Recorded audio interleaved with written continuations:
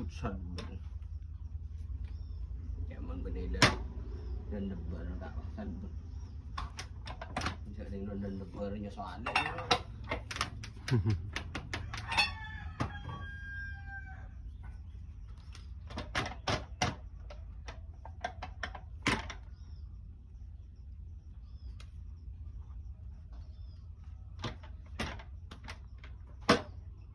Jadi ini tak gelar lah.